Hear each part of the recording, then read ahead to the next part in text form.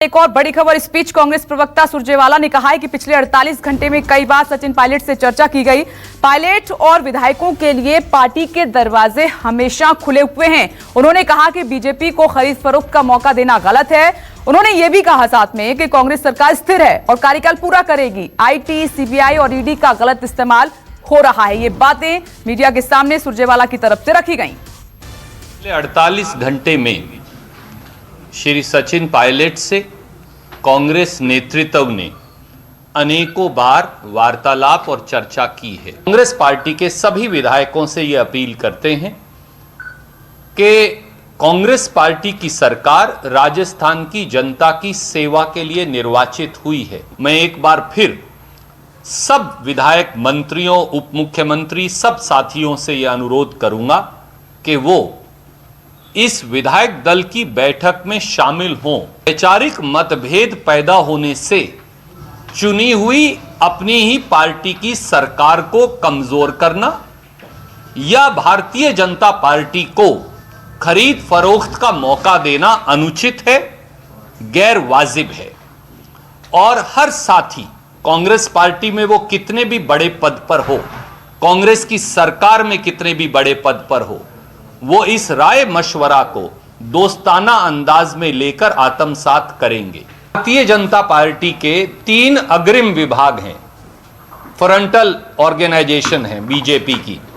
एक frontal organisation है income tax department, एक है एनफोर्समेंट डायरेक्टरेट और एक है सीबीआई।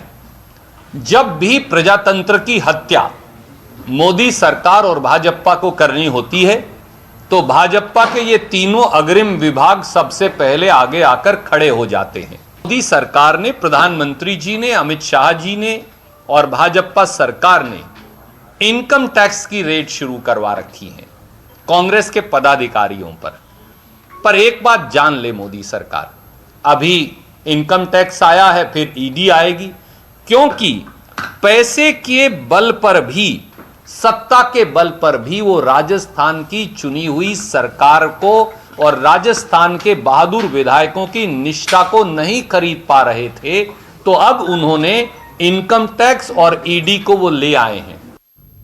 और इस खबर पर न्यूज रूम से मेरे वरिष्ठ सहयोगी सुकेश रंजन जुड़ गए हैं। सुकेश, आज कई बड़ी बातों का जिक्र सुरजेवाला ने किया है मीडिया के सामने, कैसे देखा जाए? क्योंकि एक तरफ वो ये कह रहे हैं कि सरकार स्थिर है, कार्यकाल पूरा करेगी, दूसरी तरफ कह रहे हैं कि खरीद फरोख्त का मौका नहीं देना चाहिए। कैसे देख रहे हैं आप?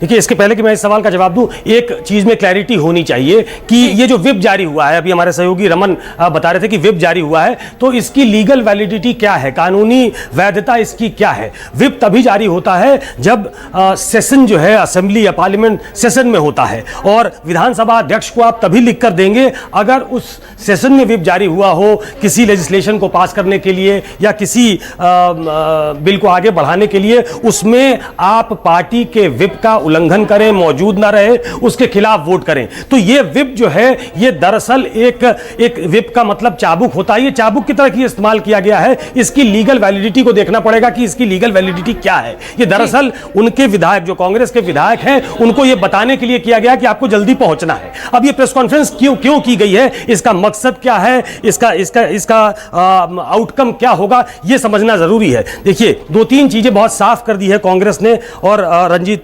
रणदीप सुरजेवाला ने, कि एक तो पब्लिक अपील कर दी है। ये जो कहा जा रहा है कि बातचीत नहीं करती है, कांग्रेस रिलक्टेंट है, कांग्रेस अपने लोगों को छोड़ देना चाहती है, तो उसको दरअसल वो इस आरोप को खारिज करना चाहते हैं। उन्होंने पब्लिक अपील कर दी है और सारे कांग्रेसियों को भी अपील कर दी है कि आप आइए। तो पहला तो ये आरोप खारिज करने की कोशिश है। दूसरा ये है कि वो बता रहे हैं, एक एल्बो रूम जिसको कहते हैं राजनीति में, वो दिया है कि आप ऐसा न समझें कि अगर आप मीटिंग में पहुंचते हैं और वहां पे पहले से संख्या है, मतलब आपके बिना भी सरकार चल सकती है, तो आप इररेलेवेंट हो गए। ऐसा नहीं है। वो एक लीगल, एक माफ कीजिएगा, एक एल्बो रूम जिसको कहते हैं राजनीति में, उसको दिया गया है। और तीसरा, ये साफ बताने की कोशिश की गई है कि आपके बिना सरकार चल सकती है। नंबर्स हैं वो निर्दलीय जिनके बिना पे सरकार टिकी रह सकती है, वो अशोक गहलोत के पास है। बार बार 102 नंबर, 102 विधायकों का हवाला दिया जा रहा है कि 102, 103 विधायक हमारे साथ थे। तो ये बहुत ही एक सोची समझी रणनीति के तहत ये प्रेस कॉन्फ्रेंस की गई है कि एक प्लेकेट क्रिएट करने की कोशिश है कि आप वापस आ जाएं। उनको बार बार पीसीसी प्रेसिडेंट कहा जा रहा है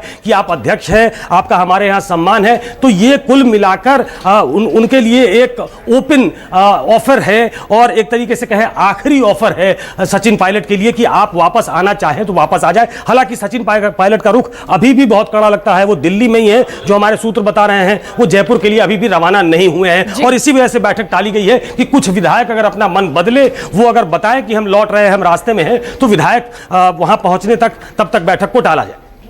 सुकेश, आपने बहुत ही डिटेल में और अच्छे से दर्शकों को समझाया कि सुरजेवाला ने जो बातें कही थी उनका क्या मतलब है। बहुत बहुत शुक्रिया हमसे जुड़ने के लिए। तो देखिए, अभी दिल्ली में ही है, जिस तरीके से मेरे वरिष्ठ सहयोगी सुकेश रंजन जानकारी दे रहे थे। सचिन पायलट अभी माने नहीं है, लगातार उनसे संपर्क किया जा रहा है और कांग्रेस की तरफ से आखिरी मौका भी दिया जा रहा है। नमस्कार, मैं हूं मानक गुप्ता। अगर आपको हमारा ये वीडियो पसंद आया हो तो इसे लाइक और शेयर जरूर करें और हाँ, हमें सब्सक्राइब और फॉलो करना ना भूलें ताकि आप देश और दुनिया की कोई खबर मिस ना करें। तो जुड़े रहिए हमारे साथ और देखते रहिए News 24।